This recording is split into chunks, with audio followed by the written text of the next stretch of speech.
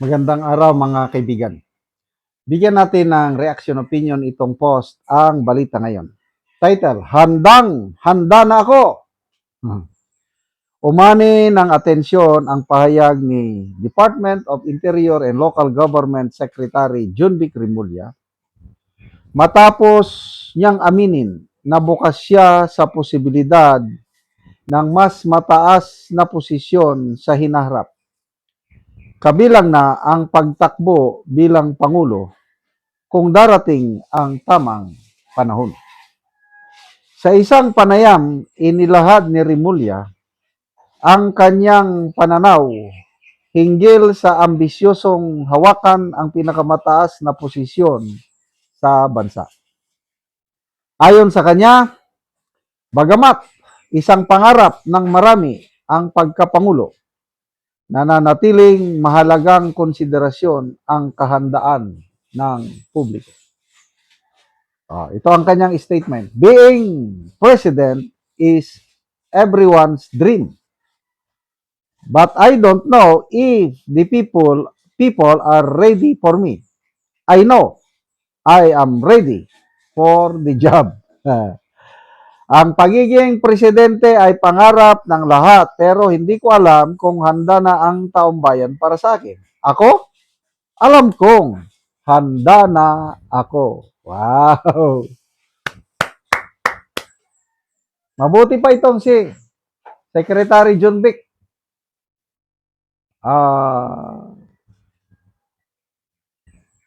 Alam niya na ang taong bayan ang tunay na may kapangyarihan. Kasi sabi niya, I don't know kung handa na ba ang tao para sa akin. Magandang tanong yun. Si Senator Ontiveros, nagtanong ba siya ng ganyan? Sabi niya, ipinagdarasal ko. Handang-handa ako. Willing ako. Mga ganun lang eh. Mas ganahan ako itong statement ni Secretary Junvic is I don't know if the people are ready to make me as their president. But I know I can do it. Ganun. Ngayon di ba sinasampulan niya ng maging presidente? Ano yung sample niya? Yung style digong ba? Yung kung anong ginagawa sa Davao, mula kay Digong hanggang ngayon, pinapatupad niya buong nation. Yung curfew. Maganda yun. Kaya lang, bakit dito sa amin? Wala pa man akong nababalita ang curfew. Sa Metro Manila lang ba ang yung safe, ano ba yung programa niya? Safe Cities Initiative. Actually, maganda yun eh. Nasobrahan nga lang dahil pati nakahubad na naghahalo lang ng simento, hinuli, tinikitan. Kaya nag-viral at believe ako kay Secretary Junvic dahil inamin niya yung kanyang pagkakamali. Yan ang gusto ko sa isang leader, pag inaamin niya na nagkamali siya. At pinuntahan niya yung tao na yon at I think nagbigay siya ng konting 500 pesos lang ata. Ginawa na lang sanang 5,000 para maligayan anong magagawa ng 500 pesos ngayon? O yun, inamin niya. Mali siya. So sana ipagpatuloy niya yun. Yung disiplinang ganun. Walang ma-standby dyan sa mga kali-kali. Huliin ang ma-standby. Yes, huliin ninyo. Yung mga lasing na akala mo kung sino, yan, huliin. Curfew, pagdating ng alas 10, ipatupad yan. Ano pa, yung maingay sa gabi, yung nagkakantahan, matutulog ka na lang, nabubulilyaso ka sa ingay ng kanilang kantan. Okay lang sana ang kanta nila, yung magandang pakinggan. Dahil ako, mahilig ako sa music. pag matulog na ako at may music akong napapakinggan, basta yung magandang music madali akong makatulog. Papaano naman yung kumakanta sa mga karaoke sa gabi na wala namang kaano-ano. So, yung magandang ipatupad lahat yun. So, good luck po, Secretary John Vic Rimulya, for your readiness to serve as President. But again, maganda yung tanong nyo, handa na ba ang taong bayan? Siguro, nakikita rin ni Secretary John Vic yung mga survey results, kinoconsider niya yun dahil, ano ba, yung WR numero ng mga survey, presidential survey, hindi siya nakaka 1%. Ilang beses na siyang na-survey ng WR numero, less than 1% palagi.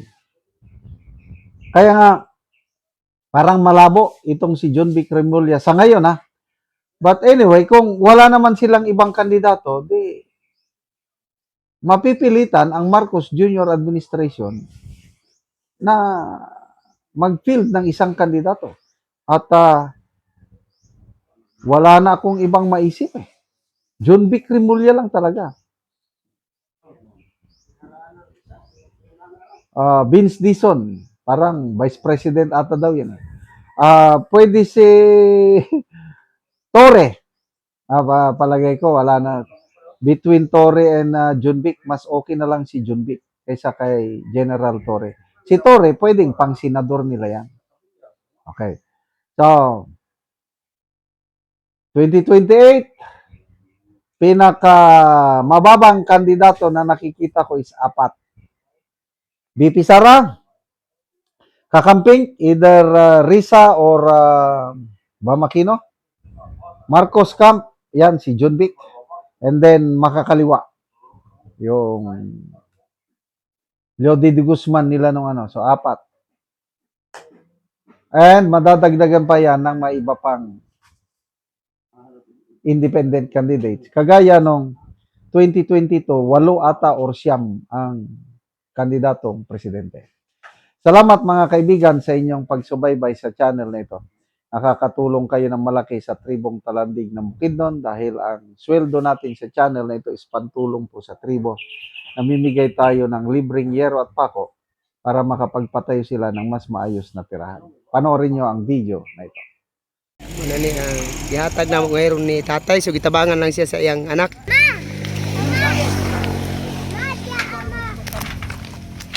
Muna ni ang atop ang karon. O karon muna ni ang atop sa tagaan na mo gero ni tatay, so ang gyud kining diri tungod sa kadtong daghan nga hangin, kusog nga hangin og kadtong bagyo, gipanglupad na gyud ang uban, so nangayo siya og tabang.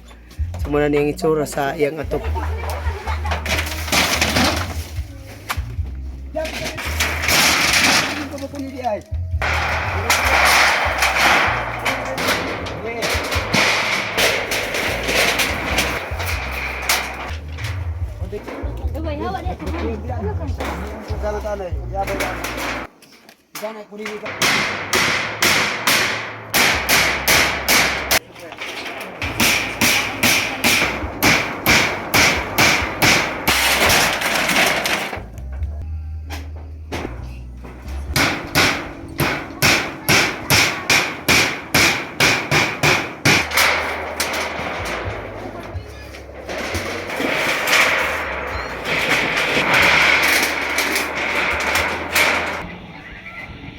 Kung karon managit sa pag-atop ang gihatag namo nga hero ang ante, so maayo na gid ang iyang atop.